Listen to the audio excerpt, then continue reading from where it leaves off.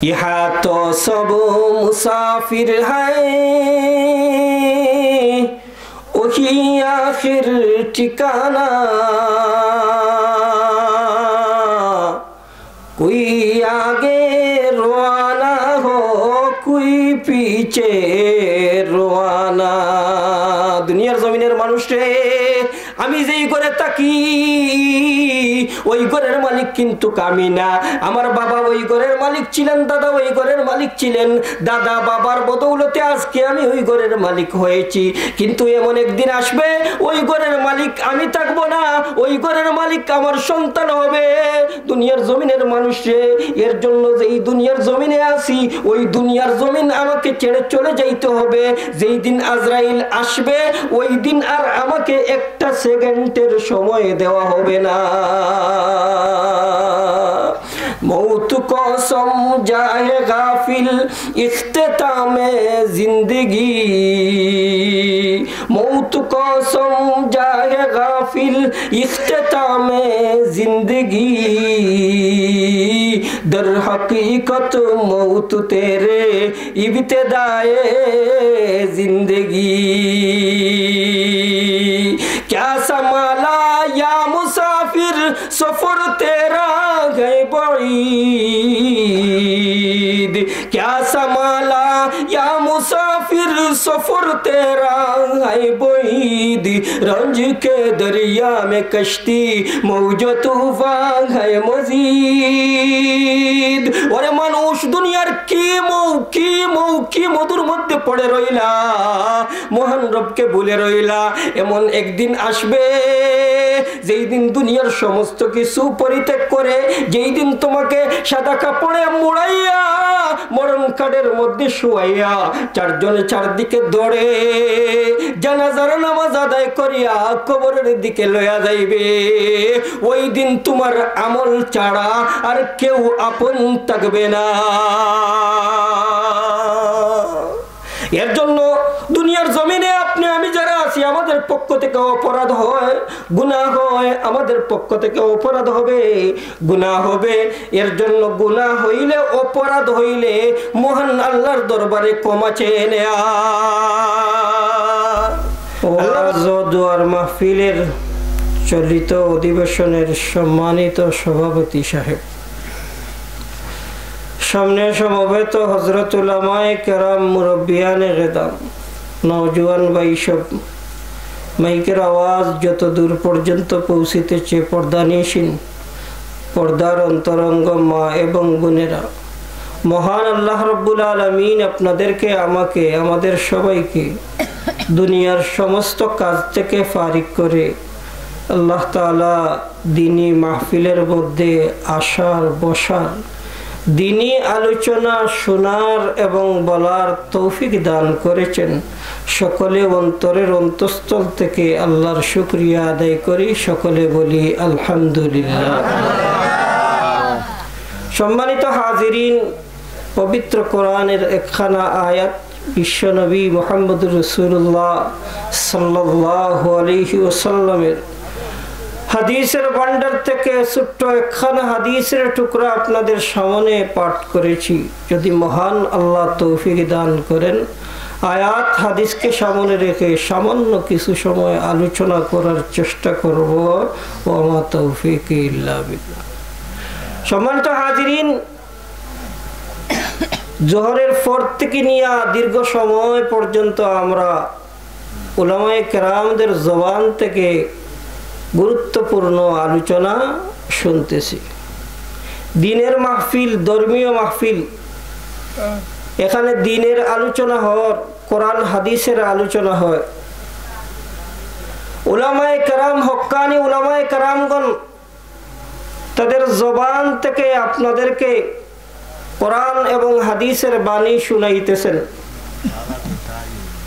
সম্মানিত হাজিরিন, রাসূল সাল্লাল্লাহু আলাইহি ওয়াসাল্লামের অন্যতম এক সাহাবী হযরতে কাব আহবার রাদিয়াল্লাহু তাআলা আনহু, ওই কাব আহবার রাদিয়াল্লাহু তাআলা আনহুকে হযরতে উমর রাদিয়াল্লাহু তাআলা আনহু জিজ্ঞেস করেছিলেন, আলিম কাকে বলে? হযরতে কাবে আহবার রাদিয়াল্লাহু তাআলা আনহু বলেছিলেন, আমিলা লিমাজা আলিমা, আলিম হলো ওই ব্যক্তি যে ব্যক্তি তার ইলম অনুযায়ী আমল করে।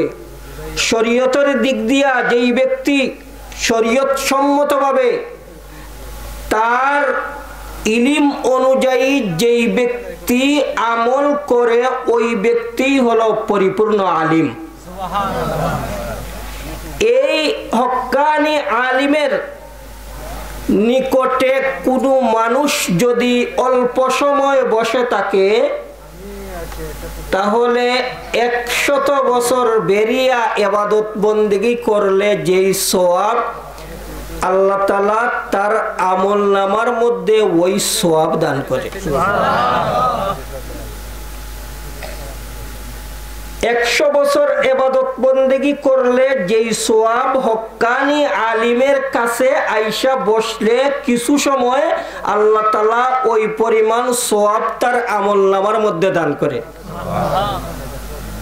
আমরা জানি, আমরা উলামায়ে কেরামরা পড়ি, আল্লামা শফি রহমতুল্লাহ তাআলা আলাইহি মারিফুল কোরআন লিখেছেন। আল্লামা শফি রহমতুল্লাহ তাআলা আলাইহি আশরাফ আলী তালবী রহমতুল্লাহ তাআলা আলাইহি কে ওই কথাই জিজ্ঞেস করেন যে এটা আমার বুঝে আসে না যে আলিমের সান্নিধ্যে অল্প কিছু সময় বসলে 100 বছর নফল ইবাদত বন্দেগীর সওয়াব কিভাবে হয়, এই কথা আমার বুঝে আসে না। আল্লামা শফি রহমতুল্লাহ তাআলা আলাইহির ওই কথার জবাবে আশরাফ আলী তানবী রহমতুল্লাহ তাআলা আলাইহি বলেছিলেন, হে শফি, তুমি বলতেছো 100 বছরের কথা, আমাকে কেউ যদি জিজ্ঞেস করে তাহলে আমি বলবো হক্কানি আলিমের সান্নিধ্যে অল্প কিছু সময় যদি কেউ বসে থাকে আল্লাহ 1000 বছর ইবাদত বন্দেগী করার সওয়াব তার আমলনামায় দান করে। তাইলে হক্কানি আলিমের কাছে আমরা আসি, হক্কানি আলিমের চেহারার দিকেই চাইলে, আল্লাহওয়ালাদের চেহারার দিকেই চাইলে আল্লাহ তাআলা সগীরা গুনাহগুলোকেও মাফ করে দিয়ে দেয়। তাইলে এই সমস্ত উলামায়ে কেরামের পাশে আমরা আসি। উলামায়ে কেরাম আমাদেরকে নসিহত করেন, আমলের কথা বলেন, ওই অনুযায়ী আমরা আমল করি। জেনে রাখেন, আমরা 5 ওয়াক্ত নামাজ যখন পড়ি, 5 ওয়াক্ত নামাজ পড়ার পরে রাসূল সাল্লাল্লাহু আলাইহি ওয়াসাল্লামের একটা আমল যে 5 ওয়াক্ত নামাজ পড়ার পরে কোনো মানুষ যদি একটা আমল করতে পারে তাহলে আল্লাহ তাআলা ওই ব্যক্তিকে 60টা পুরস্কারে পুরস্কৃত করেন। কয়টা পুরস্কার? 60টা পুরস্কারে আল্লাহ তাআলা ওই ব্যক্তিকে পুরস্কৃত করেন। ফরজ নামাজ পড়ার পরে, ধরেন ফজরের ফরজ 2 রাকাত নামাজ আমি পড়ে নিলাম, বসার পরে ওই আমলটা করে নিলাম। জোহরের 4 রাকাত ফরজ নামাজ আমি পড়ে নিলাম, বসার পরে আমি ওই আমলটা করে নিলাম। আসরের 4 রাকাত ফরজ নামাজ আমি পড়ে নিলাম, বসার পরে ওই আমলটা করে নিলাম। এই আমল করতে পারলে আল্লাহ তাআলা 60টা পুরস্কারে পুরস্কৃত করেন। 60টা পুরস্কার কি? 60টা পুরস্কারের মধ্যে প্রথম নম্বরের পুরস্কার হলো মহান আল্লাহ রব্বুল আলামিন পিছনের জিন্দেগির সমস্ত গুনাহগুলোকে মাফ করে দিয়ে দেন। 2 নম্বর পুরস্কার হলো মরণের পরে আল্লাহ তাআলা জান্নাতুল ফেরদাউসের উত্তরাধিকারী বানাইয়া দেন।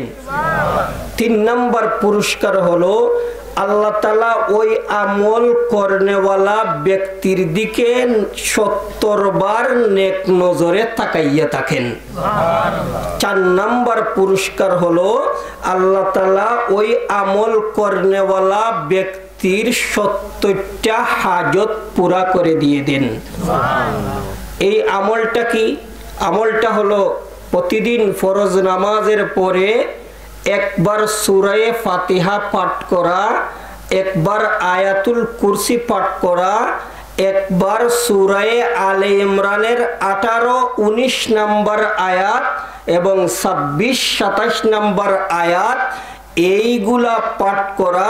কোনো ব্যক্তি যদি ওই আমলটা করতে পারে, আল্লাহ তাআলা ওই 60টা পুরস্কারে তাকে পুরস্কৃত করবেন। সূরা ফাতিহা আমরা জানি, এই সূরা এমন একটা সূরা, কোনো মানুষ যদি একবার পাঠ করে তাহলে আসমানি বড় বড় 4খানা কিতাব খতম করার সওয়াব আল্লাহ তাআলা তার আমলনামার মধ্যে দিয়ে দেন। তাওরাত কিতাব আমরা এখন পাইমু না, জবুর পাইমু না, ইঞ্জিল পাইমু না। কোরআন আমাদের সামনে আছে, কিন্তু কোরআন খতম করতেও সময়ের দরকার। এই একবার সূরা ফাতিহা যদি কোনো মানুষ পাঠ করতে পারে, তাইলে ওই আসমানি বড় 4খানা কিতাব খতম করার সওয়াব আল্লাহ তাআলা তার আমলনামার মধ্যে দিয়া দিবেন। তাইলে কোনো মানুষ যদি 5 বার পড়ে, কোনো মানুষ যদি 10 বার পড়ে, শুধু তাই নয়, ওই সূরা ফাতিহার এক নাম হলো শিফা। কোনো মানুষ যদি যত বড় কঠিন রোগী হোক না কেন, যত বড়ই মুসিবতের মধ্যে হোক না কেন, যত বড়ই রোগী হোক না কেন, সূরা ফাতিহা যদি ইয়াকিন এবং বিশ্বাসের সহিত পাঠ করতে পারে, অথবা সূরা ফাতিহা যদি কোনো পানির মধ্যে পড়ে ফু দিয়ে ওই পানি পান করতে পারে, ওই সূরা ফাতিহার নাম যেহেতু শিফা, ইয়াকিন বিশ্বাসের সহিত করলে মহান আল্লাহ ওই সূরা ফাতিহার বরকতে কঠিন থেকে কঠিন বেমার, ক্যান্সার পর্যন্ত মহান আল্লাহ ভালো করে দিয়ে দেয়। পরীক্ষিত আমল আমরা সকলেই জানি। এই বুজুর্গানে দিন, ওলামায়ে কেরাম, আমরা ওই গুণই শেখ সাহেবের নাম আমরা শুনি। শেখ সাহেবকে আমরা দেখেছি, কয়েক বছর আগে মারা গেছেন গুণই শেখ সাহেব। হজরতে বরনবী রহমতুল্লাহ তাআলা আলাইহি, হজরতে কাতিয়া, হজরতে কৌড়িয়া, হজরতে গহরফুড়ি, এরাই ছিলেন প্রকৃতপক্ষে আলিম, এরাই ছিলেন প্রকৃতপক্ষে বুজুর্গ, এরাই ছিলেন হক্কানি আলিম। এদের দুলার কারণে আজও পর্যন্ত জমিনে আমরা চলাচল করতেছি। সম্মানিত হাজিরিন, এখন যে অবস্থা আমাদের সমাজের মধ্যে চলতেছে, এখন হক কোনো কথাই নাই। হক্কানি উলামায়ে কেরামের জবানে কথা শুনতে চাই না, বুজুর্গানে দ্বীনের জবানে কথা শুনতে চাই না, আমলি কথা আমরা শুনতে চাই না। মা গো বাবা গো বলে ভাইরাল ভাবে টান দিতেই পারলে আমরা মনে করি বাবা ওয়াজ কইরা গেছে। পরের দিন সকালে বলি বাবা কি ওয়াজ করছে জানো? বলে কি ওয়াজ করতে? কয় বাবা টান দিছে। কি ওয়াজ করছে কিন্তু এইগুলা আমরা বুঝি না। সম্মানিত হাজিরিন, এর জন্য এই আমলটা আমরা মা বোনরা যারা বাড়ি থেকে শুনতেছি, আমরাও প্রতিদিন এই আমলটা করব। আর আমরা যারা উপস্থিত আছি আমরাও এই আমলটা করব। আরেকটা আমল, আমরা যদি ওই আমলটা প্রতিদিন 100 বার পড়তে পারি, রাসূল সাল্লাল্লাহু আলাইহি ওয়াসাল্লামের কাছে হযরতে আলী রাদিয়াল্লাহু তাআলা আনহুকে রাসূল বলেন, আলী তোমাকে একটা আমল শিখাইয়া দেই। আলী বলেন, নবীজি কি আমল?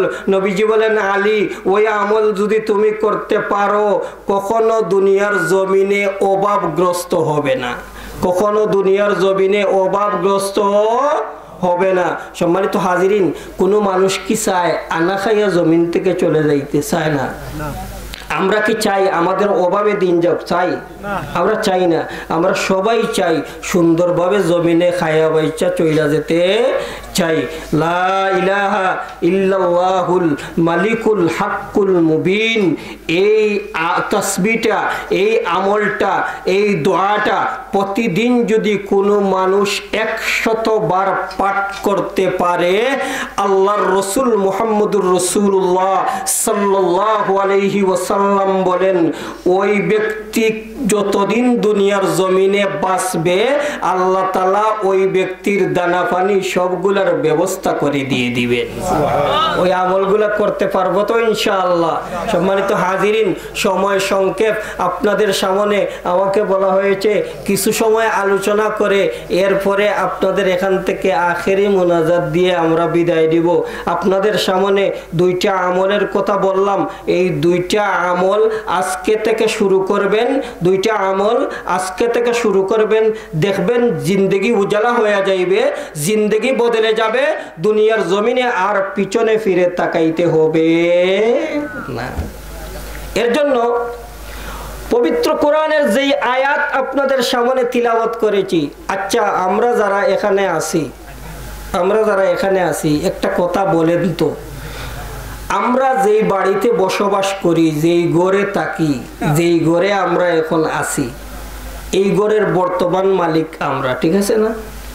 কিন্তু 100 বছর আগে এই ঘরের মালিক কি আমরা ছিলাম? 150 বছর আগে ওই ঘরের মালিক আমরা ছিলাম? 100 বছর আগে, 50 বছর আগে ওই ঘরের মালিক আমার বাবা ছিলেন, আরো আগে আমার দাদা ছিলেন, দাদার বাবা আরো আগে এই ঘরের মালিক ছিলেন। এখন আমার দাদার বাবাও জমিনে নাই, দাদাও নাই, বাবাও নাই, এই ঘরের মালিক আমি। কিছুদিন পরে আমি ওই ঘরের মালিক থাকবো না, আমার সন্তান হবে ওই ঘরের মালিক। এর কিছুদিন পরে আমার নাতি হবে ওই ঘরের মালিক, আরো কিছুদিন পরে নাতির ঘরের সন্তান হবে ওই ঘরের মালিক। তখন আমার নাম আর দুনিয়ার জমিনে থাকবে না।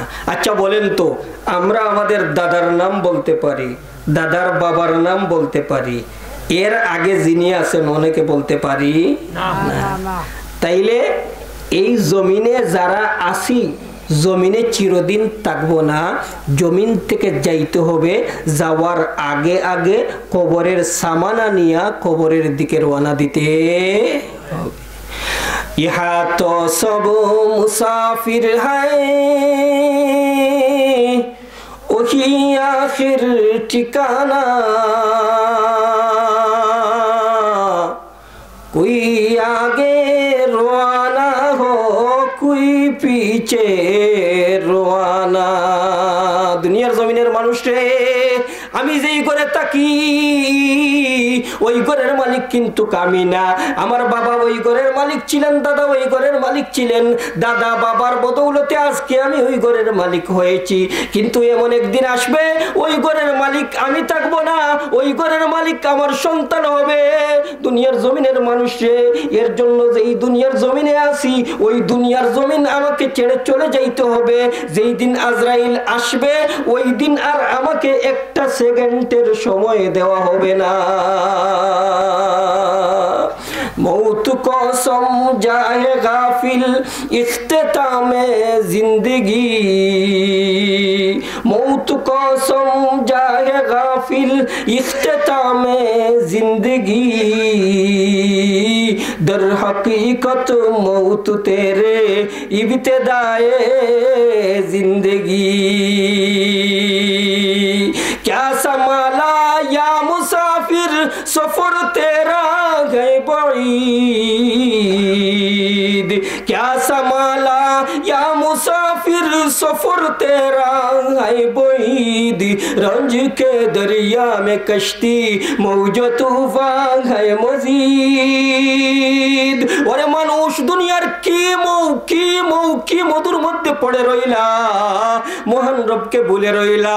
এমন একদিন আসবে যেই দিন দুনিয়ার সমস্ত কিছু পরিত্যাগ করে, যেই দিন তোমাকে সাদা কাপড়ে মুড়াইয়া মরণ কাঠের মধ্যে শুয়াইয়া চারজনে চারদিকে দৌড়ে জানাজার নামাজ আদায় করিয়া কবরের দিকে লইয়া যাইবে। ওই দিন তোমার আমল ছাড়া আর কেউ আপন থাকবে না। এর জন্য দুনিয়ার জমিনে আপনি আমি যারা আছি, আমাদের পক্ষ থেকে অপরাধ হয়, গুনাহ হয়, আমাদের পক্ষ থেকে অপরাধ হবে, গুনাহ হবে। এর জন্য গুনাহ হইলে, অপরাধ হইলে মহান আল্লাহর দরবারে ক্ষমা চেয়ে নেয়া। আল্লাহ বলেন, ইয়া আইয়ুহাল্লাযীনা আমানু তুবু ইলাল্লাহি তাওবাতান নাসুহা।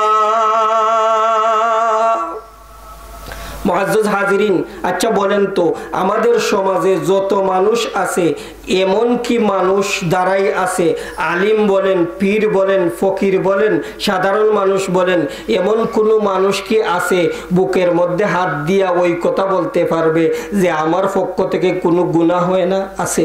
কোনো মানুষ আছে এই কথা বলতে পারবে গুনাহ হয় না? আছে? নাই। একমাত্র ফিরিস্তা যারা আছে এরা বাদ দিয়া মানুষ যারা আছে এরা এই কথা বলতে পারবে না। মানুষের পক্ষ থেকে অবশ্যই অবশ্যই গুনাহ হয়, অপরাধ হয়। আর মহান আল্লাহ ওই কথাই বলেন যে মানুষ তোমরার পক্ষ থেকে অপরাধ হইবে, গুনাহ হইবে, আমি আল্লাহ তোমাদেরকে সৃষ্টি করেছি। তোমরা গুনাহ হওয়ার পরে, অপরাধ করার পরে আমি আল্লাহর দরবারে ফিরে আসবে, আমি আল্লাহর দরবারে চাইবে, আমি আল্লাহকে বলবে, আমি আল্লাহকে বলতে দেরি হবে, আমি আল্লাহ তোমাদের গুনাহ মাফ করতে দেরি হবে না। কুল ইয়া ইবাদিয়াল্লাযীনা আসরাফু আলা আনফুসিহিম লা তাকনাতু মির রাহমাতিল্লাহ ইন্নাল্লাহা ইয়াগফিরুয যুনুবা জামিআ ইন্নাহু হুয়াল গফুরুর রহিম। আল্লাহ ডাক দিয়া বলেন, ইয়া ইবাদিয়াল্লাযীনা আসরাফু আলা আনফুসিহিম, ও আমার বান্দা এবং বান্দি, তোমাদের মধ্য থেকে যারা গুনাহ করতে করতে, অপরাধ করতে করতে তোমাদের অন্তরকে নষ্ট করে দিয়েছো, গুনাহ করতে করতে, অপরাধ করতে করতে কালো টিকির মতো তোমাদের অন্তরকে কালো বানাইয়া দিয়েছো, ও আমার বান্দা আর বান্দি, এমন গুনাহ করেছো, এমন গুনাহ করেছো, গুনাহ করতে করতে জীবন বরবাদ করে দিয়েছো। এখন আমি আর আল্লাহর নাম নিতে তোমাদের মজা লাগে না, মনে চায় না রে আমি আল্লাহর নাম নিতে। ও আমার বান্দা আর বান্দি, অপরাধ করার পরে, গুনাহ করার পরে আমি আল্লাহর দরবারে যখন ফিরে আসবে, আমি আল্লাহকে আল্লাহ বইলা ডাক দিবে, মাবুদ বইলা ডাক দিবে। বান্দা আর বান্দি রে, লা তাকনাতু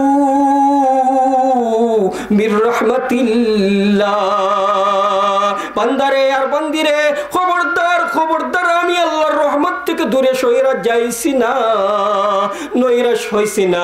বান্দা আর বান্দিরে যতই অপরাধ কর, পাহাড় পরিমাণ অপরাধ করার পরে আমি আল্লাহর দরবারে যখন ফিরে আসবে, আমি আল্লাহকে আল্লাহ বলে ডাক দিবে। বান্দা আর বান্দিরে, আমি আল্লাহ পাহাড় পরিমাণ গুনাহকে মুহূর্তের ভিতর ক্ষমা করে দিয়ে দিলাম।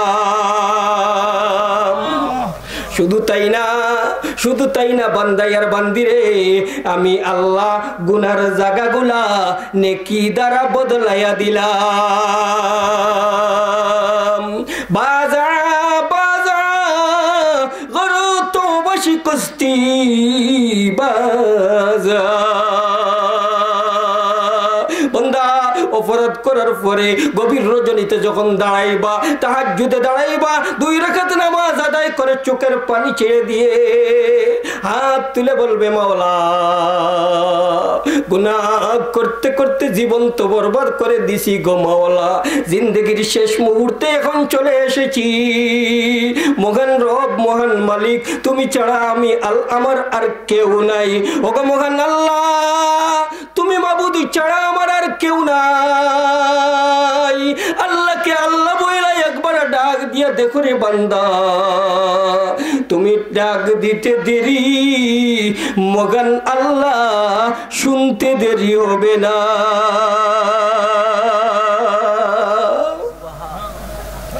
গুনার কারণে আল্লাহ দূরে না ফেলিও, গুনার কারণে আল্লাহ দূরে না ফেলিও। আমরা তো বলিলে আল্লাহ তুমি না ভুলিও, আমরা তো বলিলে আল্লাহ তুমি না ভুলিও। খালি হাতে আসিয়াছি আশা নিয়া আশায়, নৈরাশা হইয়া যেন ফিরে নাহি যায়।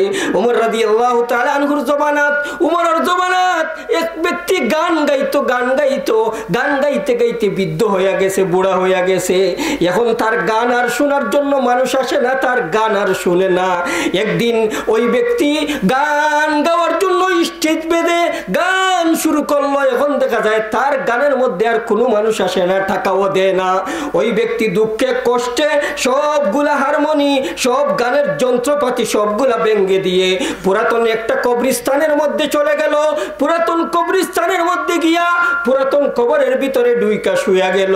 শুয়া ডাক দিয়া বলে, ওগো মহান মালিক, মহান আল্লাহ, আমাকে যেই কণ্ঠ দিয়েছিলা যুবক বয়সে, ওই কণ্ঠের গান শোনার জন্য প্রচুর মানুষ ভিড় করত। আল্লাহ গো, আমার কণ্ঠে গান শোনার জন্য হাজার হাজার মানুষ ভিড় করত। আজকে আমি বয়স্ক হয়ে গেছি, বুড়া হয়ে গেছি, ওগো মহান আল্লাহ, ওই কণ্ঠে আর গান গাইতে পারি না। এখন আর মানুষটা আমার গান শোনার জন্য আর ভিড় করে না। আমি বুঝেছি দুনিয়ার জমিনে আমার আর কিছু নাই। মহান আল্লাহ গো, আমি গায়ক শেষ পর্যন্ত তোমার কাছে ফিরে আসলাম। ওগো মহান আল্লাহ, পুরাতন কবরের মধ্যে শুয়ে গেলাম। আল্লাহ, তুমি আমি গায়কের জীবনের গুনাহগুলোকে মাফ করে দিয়ে দাও। উমর ঘুমে হঠাৎ করে গাইবি আওয়াজ শুনেন, কে যেন বলতেছে, ও উমর, তুমি এখনো ঘুমাইয়া রইলা। উমর রে, পুরাতন কবরের মধ্যে যাও, গিয়ে দেখো আল্লাহর ওলি শুয়া কাঁদতেছে। হযরত উমর রাদিয়াল্লাহু তাআলা আনহু উঠলেন, ঘর থেকে বাইরে হলেন, পুরাতন কবরের মধ্যে গেলেন। উমর চাইয়া দেখেন পুরাতন কবরের মধ্যে, ডাক দিয়া উমর বলেন, কে রে, পুরাতন কবরের মধ্যে তুমি কাঁদতেছো? তখন ওই ব্যক্তি উঠে আসে, ডাক দিয়া বলে, উমর তর করে কাঁপতেছে। উমর বলেন, ওই ব্যক্তিকে তুমি কাঁপো না, তোমার সম্পর্কে মহান আল্লাহ জানাইয়া দিয়েছেন, তুমি যা অপরাধ করেছো, পাপ করেছো, আল্লাহর কাছে চাওয়ার কারণে, বলার কারণে আল্লাহ তোমার জীবনের সমস্ত গুনাহগুলোকে মাফ করে দিয়ে দিছে। সম্মানিত হাজিরিন, এর জন্য আমাদের পক্ষ থেকে অপরাধ হবে, গুনাহ হবে। আমরা এই সমাজে এমন কোনো মানুষ নাই যে আমি বলবো আমার পক্ষ থেকে গুনাহ হয় না। স্বয়ং নবীজি মুহাম্মদুর রাসূলুল্লাহ সাল্লাল্লাহু আলাইহি ওয়াসাল্লাম, যার আগের পিছের সব গুনাহ আল্লাহ মাফ করে দেওয়ার পরেও যার কোনো গুনাহ নাই, এরপরেও নবী প্রতিদিন 70 বার থেকে 100 বার আল্লাহর কাছে ইস্তেগফার করতেন, তাওবা করতেন, আল্লাহর কাছে মাফি চাইতেন। সম্মানিত হাজিরিন, আমরা কোন দিন এই জমিন থেকে চলে যাইমু? চিরদিন জমিনে থাকবো না।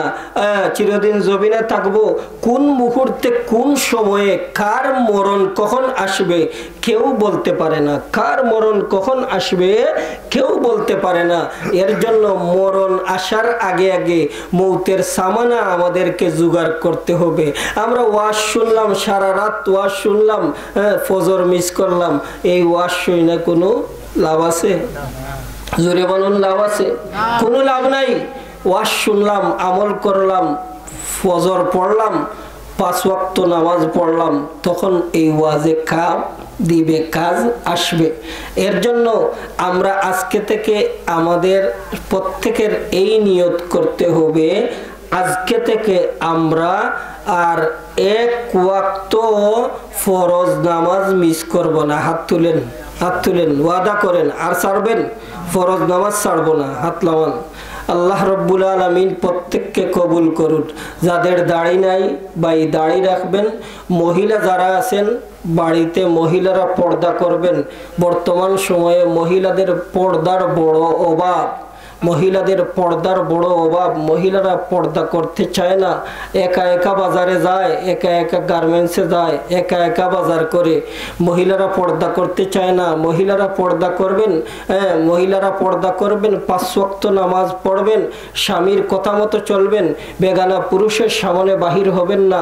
ঘরের মধ্যে কোরআনের তিলাওয়াত জারি করবেন। ঘরের মধ্যে কোরআনের তিলাওয়াত জারি করবেন। জেনে রাখবেন, যেই ঘরের মধ্যে কোরআনের তিলাওয়াত হয় ওই ঘরের মধ্যে রহমত বরকত হয়, ওই ঘরের মধ্যে অভাব আসতে পারে না।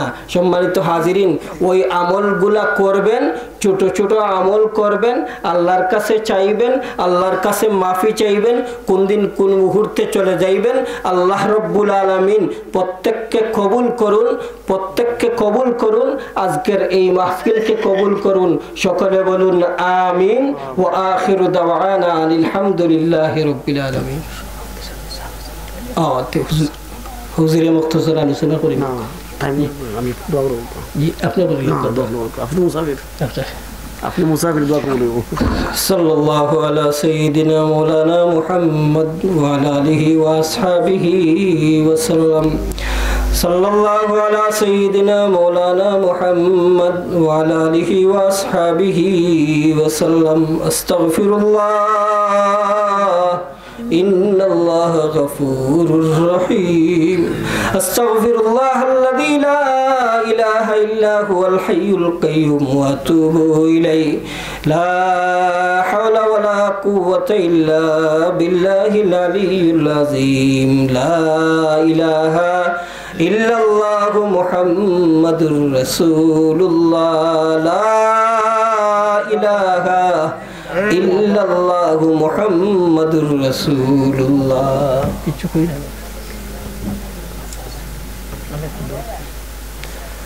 সাহাবাগণ অনেক দোয়া চাইছেন, অনেক বেমারিও হল আছেন, অনেক বিদেশ বাড়ি থেকে দোয়া চাইছেন, অনেক অনেক মুসিবতের মধ্যে আছেন, সমস্যার মধ্যে আছেন। প্রত্যেকে দোয়া করো। আলহামদুলিল্লাহি রাব্বিল আলামিন। রব্বানা যালামনা আনফুসানা ওয়া ইল্লাম তাগফির লানা ওয়া তারহামনা লানাকুনান্না মিনাল খাসিরিন। ربنا آتنا في الدنيا حسنة وفي الآخرة حسنة وقنا عذاب النار. رب اجعلني مقيم الصلاة ومن ذريتي ربنا وتقبل دعاء يا أرحم الراحمين يا أكرم الأكرمين يا الله. আমরা গুনাহগার হল ভিক্ষুক সাইলর বেশি, মুজরিম গুনাহগারের বেশি, বেফানা খাঙ্গালের বেশি। আল্লাহ তুমি মুনিবর দরবারও দুইটা হাত। আল্লাহ আমরা জিন্দগির তামাম গুনাহ খাতারে মাফ ফরমা।